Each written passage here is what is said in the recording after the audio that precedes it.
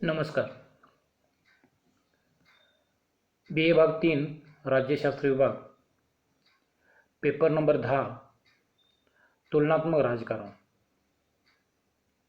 या पेपरमधील आपण पहिल्या प्रकरणाची माहिती घेत आहोत. यामध्ये यापूर्वी आपण तुलनात्मक राजकारणाचे अर्थ, स्वरूप आणि व्याप्ती, दुसरा भाग येतो तो म्हणजे तुलनात्मक राजकारणाचा रचनात्मक कार्यवादी दृष्टिकोन,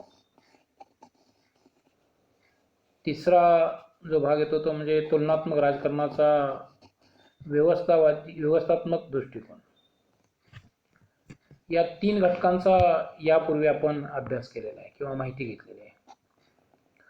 चौथा जो दृष्टिकोन येतो तो म्हणजे किंवा चौथा जो मुद्दा येतो तो म्हणजे तुलनात्मक राजकारणाचा मार्क्सवादी दृष्टिकोन.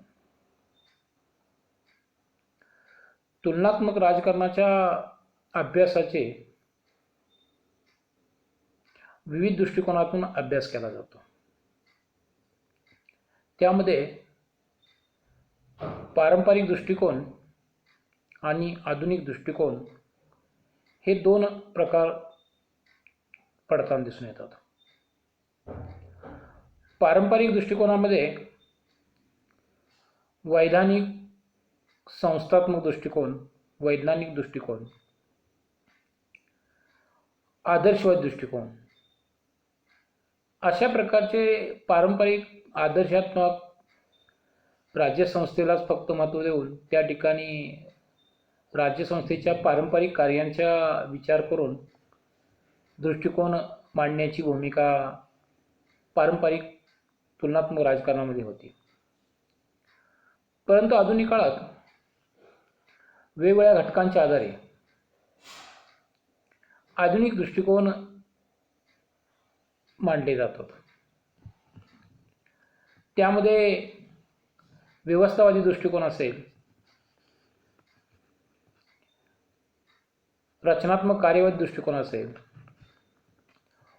वर्तनवादी दृष्टिकोन असेल, त्याचप्रमाणे मार्क्सवादी दृष्टिकोन हे आधुनिक दृष्टिकोन म्हणून ओळखले जातात.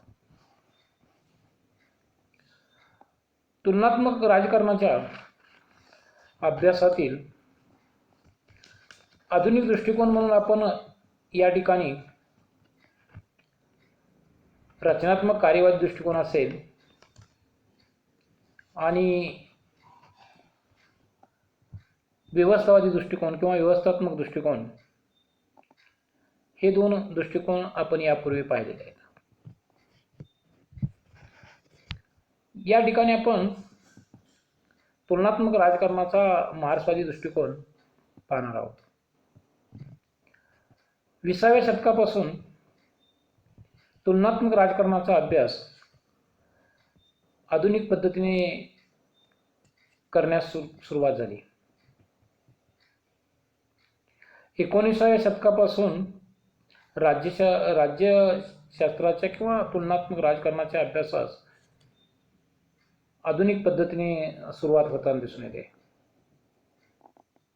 त्यामध्ये 1850 ते 1950 हा कालखंड हा संक्रमणाचा कालखंड म्हणून ओळखला जातो.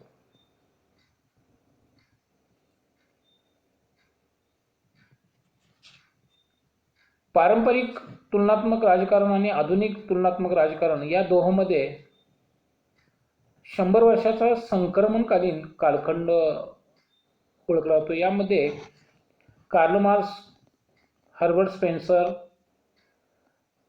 August Comte, max weber, Herald Lasswell, gram Wallace यासारख्या नवीन राजकीय विचारवंतांचा समावेश होताना दिसून येतो. त्यांनी तुलनात्मक राजकारणात शास्त्रीय वास्तववादी तुलनात्मक शासनाचा व राजकारणाचा अभ्यास सुरू केला. सामाजिक, आर्थिक, मानसशास्त्रीय दृष्टिकोनातून तुलनात्मक राजकारणाचा, तुलनात्मक शासनाचा अभ्यास या विचारवंतांनी सुरू केला. तर 1950 नंतर आधुनिक कालखंडात शासन संस्थांच्या राजकारणाचा तुलनात्मक अभ्यास रॉबर्ट डाल, गॅब्रियल आल्मंड, डेव्हिड ईस्टन यासारख्या विचारवंतांनी सामाजिक, आर्थिक, मानसशास्त्रीय, व्यवस्थात्मक, वर्तनवाद, विकासवादी दृष्टिकोनातून अभ्यास सुरू केला. थोडक्यात आधुनिक राजकीय विचारवंतांनी किंवा तुलनात्मक राजकारणाचा अभ्यास करणाऱ्या अभ्यासकांनी वेगवेगळ्या घटकांचा आधार घेऊन या ठिकाणी तुलनात्मक राजकारणाचा अभ्यास केलेला दिसून येतो. यामधील एक आधुनिक तुलनात्मक राजकारणाचा अभ्यास करणारा विचारवंत म्हणून कार्ल मार्क्सचा दृष्टिकोन महत्त्वपूर्ण त्या ठिकाणी त्या सिद्धांतास महत्त्वपूर्ण स्थान प्राप्त झालेलं आहे. सामाजिक विचारांची सत्यता केवळ सैद्धांतिक पातळीवर तपासणे शक्य नसते. क्रांतिकारी कृतीच्या निकषावरच ती सत्यासत्यता आजमावता येते. या तत्वावर मार्क्सवादाची उभारणी झालेली आहे. समाजातील वर्गवारी नष्ट करून समाज राज्यविहीन करण्याचे उद्दिष्ट मार्क्सने स्वीकारले आहे आणि त्या दृष्टिकोनातून त्याने तुलनात्मक राजकारणाच्या अभ्यासाची त्या ठिकाणी मांडणी केलेली दिसून येते. कार्ल मार्क्स हा क्रांतिकारी समाजवादाचा पुरस्कार करणारा विचारवंत होता. या विचारवंताने 1848 साली कम्युनिस्ट मॅनिफेस्टो आणि 1867 मध्ये दास कॅपिटल हे 2 ग्रंथ प्रसिद्ध केले. या दोन्ही ग्रंथात सक्रिय राजकारणाचे विवेचन कार्ल मार्क्सने केलेले आहे. कार्ल मार्क्सच्या विचारात, राजकीय विचारात क्रांती निर्माण झालेली दिसून येते. कार्ल मार्क्सचा जो काही मार्क्सवादी तुलनात्मक राजकारणाचा दृष्टिकोन आहे तो आपणास पुढील विविध मुद्द्यांच्या आधारे सांगता येईल. पहिला मुद्दा आहे तो म्हणजे प्राचीन राजकारणाचे स्वरूप मार्क्सला मान्य नव्हते. प्राचीन कालखंडात राजकारण राज्यापुरतेच संकुचित होते. त्यात राज्य आणि व्यक्तीचा संबंध, राज्याचे अधिकार, राज्याच्या उत्पत्तीचे विविध सिद्धांत, राज्याच्या विकासाबद्दल चर्चा राजकारणात होत असे. राजकारणामध्ये जे बदल झाले ते राज्यकर्त्यांच्या कृतीमुळे झाले असा समज पूर्वीच्या काळी होता. राजकारणातील झालेल्या परिवर्तनाचा विचार बौद्धिक आणि शास्त्रीय पद्धतीने करण्यात आलेला नव्हता. मार्क्सने राजकारणात होणाऱ्या बदलासंबंधी विचार मांडताना आर्थिक घटकाच्या आधारे ते मांडले. राज्यशास्त्रासह सर्व सामाजिक शास्त्राच्या अध्ययनाकडे पाहण्याचा एक दृष्टिकोन म्हणून कार्ल मार्क्सने सांगितलेल्या सिद्धांताचा विचार करता येईल. कार्ल मार्क्सच्या सिद्धांताचे महत्त्वाचे सिद्धांत या ठिकाणी पुढीलप्रमाणे सांगता येतील. दुसरा घटक आहे तो म्हणजे ऐतिहासिक भौतिकवाद. ऐतिहासिक भौतिकवादामध्ये मार्क्सने असे सांगितले की सामाजिक परिवर्तनाचे कारण विचारशक्ती नसून आर्थिकता हेच महत्त्वाचे कारण आहे. जे विचारातून परिवर्तन होतं, विचारातून बदल होतात सामाजिक परिवर्तन होतं हे मार्क्सला मान्य नसून त्याच्या मते आर्थिकता हेच सामाजिक परिवर्तनाचे कारण आहे असं मार्क्सचं मत आहे. प्रगती आणि विकास हा आर्थिक शक्तीच्या संघर्षाचा परिणाम आहे. हा महत्त्वाचा विचार मार्क्सने सांगितला. उत्पादनाच्या पद्धतीत परिवर्तन झाले की त्याचा परिणाम समाज परिवर्तनावर होतो. उत्पादन पद्धतीत ही मानवाच्या बौद्धिक, सामाजिक आणि राजकीय विकासाची दिशा निश्चित करत असते. समाजाच्या जडणघडणीचा आधार उत्पादन पद्धती होय. आर्थिक संबंधावर लोकांचे वैधानिक आणि राजकीय विचार निश्चित होतात. इतिहास हा उत्पादन आणि उत्पादन शक्तीनुसार घडतो. प्राथमिक अवस्थेत खाजगी संपत्ती, वर्ग संघर्ष या गोष्टी मनुष्याला माहीत नव्हत्या. जसजशा उत्पादनाच्या साधनात बदल होत गेला तसा गुलामगिरीचा काळ, सामंतवाद आणि भांडवलवाद निर्माण झाला. अशा प्रकारे उत्पादन व्यवहार हा सामाजिक आणि राजकीय बदलाचा मूळ आधार मानून इतिहासाचा भौतिक अर्थ मार्क्सने सांगितलेला आहे. तिसरा जो मुद्दा आहे तो म्हणजे मार्क्सचे वर्ग संघर्षाचे संबंधीचे विचार.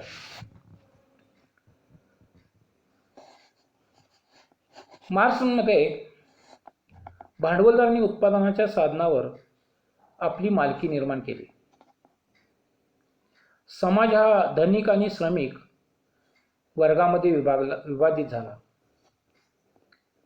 अतिरिक्त मूल्यावर श्रमिकांचा अधिकार धनिकांनी नाकारला. अतिरिक्त मूल्य म्हणजे वस्तूला निर्माण करत असताना जो खर्च येतो त्या खर्चापेक्षा जास्त जो मूल्य मिळतं ते अतिरिक्त मूल्य. या दृष्टिकोनातून अतिरिक्त मूल्य हा शब्द वापरला आहे. म्हणजे श्रमिकांचा अतिरिक्त मूल्यावरील धनिकांनी हक्क नाकारला. अशा रीतीने भांडवलदार आणि श्रमिक वर्ग यांच्यामध्ये संघर्षाची सुरुवात झाली. औद्योगिक क्रांतीनंतर भांडवलदारांनी वस्तू निर्मितीसाठी यंत्राचा जास्तीत जास्त उपयोग केला. यंत्राच्या उपयोगितेमुळे मजूर बेकार झाले. भांडवलदारांनी समाजाची नीतिमूल्ये, धर्मतत्वे, आचार विचार आपल्याला अनुकूल होतील असे ठरविले. भांडवलदारांच्याजवळ आर्थिक शक्ती होती आणि या आर्थिक शक्तीच्या आधारावर त्यांनी ठरवलेल्या तत्वांचे पालन करण्याचे दडपण मजुरावर लादण्यात आले. याचा परिणाम असा झाला की राज्याचा कायदा, न्याय, स्वातंत्र्य, समानता, शिक्षण या सर्व संकल्पना भांडवलदारांना पोषक व श्रमिकांना मारक अशाच स्वरूपाच्या राहिल्या. भांडवलदारांनी आपली सत्ता मजबूत करण्यासाठी विविध संस्थांच्या वरती आपली सत्ता मजबूत करण्याचा प्रयत्न केला. श्रमिकांचे शोषण आणि आपली साधनसामग्री सुरक्षित ठेवण्यासाठी, विरोधकांना नष्ट करण्यासाठी भांडवलदारांनी राज्याची निर्मिती केली. म्हणून मार्क्स म्हणतो की राज्य म्हणजे सत्ताधारी व्यक्तीची इच्छा व्यक्त करणारे साधन होय. मार्क्सने राज्याला कधीच कल्याणकारी संस्था मानलं नाही. त्याच्यामध्ये राज्य शोषक वर्गाचा आधार आहे. भांडवलशाही संरक्षण करणारी ती स्वार्थी संघटना आहे. धनिक वर्गाद्वारे श्रमिकांची पिळवणूक करणारी यंत्रणा म्हणजे राज्य होय. चौथा मुद्दा येतो तो म्हणजे राज्यासंबंधी मार्क्सचे विचार. कार्ल मार्क्स राज्याला वर्ग संघर्षाची अभिव्यक्ती मानतो. राज्याचे स्वरूप वर्ग संघर्षावर अवलंबून असते. राज्य हे श्रमिकांच्यावर अत्याचार करणारे साधन होय. श्रमिक वर्ग हा राज्यातील सर्वात मोठा वर्ग असतो. श्रमिकांच्या कल्याणासाठी राज्यकारभार व्हायला पाहिजे. राज्याची सूत्रे श्रमिकांच्याकडे असणे स्वाभाविक व आवश्यक आहे. अशा प्रकारच्या परिवर्तनासाठी भांडवलदार कधीच तयार होणार नाहीत. यासाठी मार्क्सच्या मते एकमेव उपाय म्हणजे क्रांती होय. श्रमिकांनी संघटित होऊन क्रांती केली पाहिजे. भांडवलशाही नष्ट करून श्रमिकांनी शासन सत्ता आपल्या हाती घेणे याशिवाय दुसरा मार्ग नाही. भांडवलशाही राज्यव्यवस्था नष्ट करणे ही काळाची गरज आहे. अशा प्रकारे प्रस्थापित राज्यसंस्था नष्ट झाल्यावर धनिक वर्ग राहणार नाही. श्रमिकावरील अन्याय, अत्याचार, शोषण आपोआप नष्ट होईल. राज्यातील शोषक आणि शोषित वर्ग नष्ट होतील. संपत्तीवर सामूहिक मालकी राहील. प्रत्येक व्यक्ती आपल्या इच्छेनुसार काम करेल. प्रत्येकाला त्याच्या गरजा पूर्ण होतील एवढे परिश्रमिक देण्याची म्हणजे मोबदला देण्याची व्यवस्था होईल. यालाच मार्क्स वर्गविहीन समाज रचना असं म्हणतो. वर्गहीन समाज व्यवस्थेमध्ये आर्थिक असंतोष, आर्थिक शोषण, जुलूम, अत्याचार, अन्याय राहणार नाही. नवसमाजात परस्पर सहकार्य, सेवाभाव आणि स्वयंस्फूर्तता राहील. शोषणरहित नवसमाजाची निर्मिती होईल. वर्गविहीन समाजात नियंत्रण करण्यासाठी शासनाची, राज्यसंस्थेची गरज राहणार नाही. यालाच कार्ल मार्क्स राज्यसंस्थेचा लोप असं म्हणतो. राज्यविहीन वर्गविहीन समाज मानवी जीवनाच्या सुखाची अंतिम अवस्था होय. कार्ल मार्क्सने जो समाजशास्त्रीय दृष्टिकोनातून सिद्धांत मांडला त्यामध्ये उत्पादक पद्धतीच्या राज्यसंस्था, सामाजिक जाणीवा, धर्म, संस्कृती, विचार यांच्याशी असलेला संबंध स्पष्ट केलेला आहे. उत्पादन हा पाया असून बाकीच्या सर्व गोष्टी त्यावरील इमारत आहे असे सांगून तो दोहोतील संबंध द्वंद्वात्मक असतात असे मार्क्सचं मत आहे. राजकीय संरचना, त्याची कार्ये, त्यांचे संघर्ष, आंतरक्रिया तपासण्याच्या दृष्टीने द्वंद्वात्मकतेचे उपयोग गुरुकिल्लीप्रमाणे होतो असं मार्क्सचं मत आहे. आज जगामध्ये 40 ते 45 राष्ट्रांच्यामध्ये साम्यवादी समाज रचनेचे उद्दिष्ट स्वीकारलेले राजकीय व्यवस्था आढळतात. सोव्हिएट रशियामध्ये साम्यवादी शासन पद्धतीला अपयश आला असलं तरी असं म्हटलं जात असलं तरी प्रत्यक्षात वस्तुस्थिती वेगळी आहे. वर्ग संघर्षातून क्रांती होते हे मार्क्सचे प्रमुख सूत्र विचारात घेतले तर सोव्हिएट रशियामध्ये वर्ग नष्ट झालेले नाहीत. सत्ताधाऱ्यांचा नवा वर्ग आणि सामान्य जनतेचा वर्ग अशी समाजात वर्गवारी निर्माण झालेली आहे. तेथे राज्य मिळून जाण्याऐवजी अधिक शक्तिशाली झालेला आहे. सोव्हिएट रशिया वर्गविहीन आणि राज्यविहीन झालेला नाही. राज्यकर्त्यांनी मार्क्सवादी तत्वज्ञान प्रत्यक्षात उतरवण्यात अपयश आलेले आहे. सत्ताधारी वर्गाने मार्क्सवादी तत्वज्ञानाप्रमाणे प्रत्यक्षात कार्य केलेले नाही.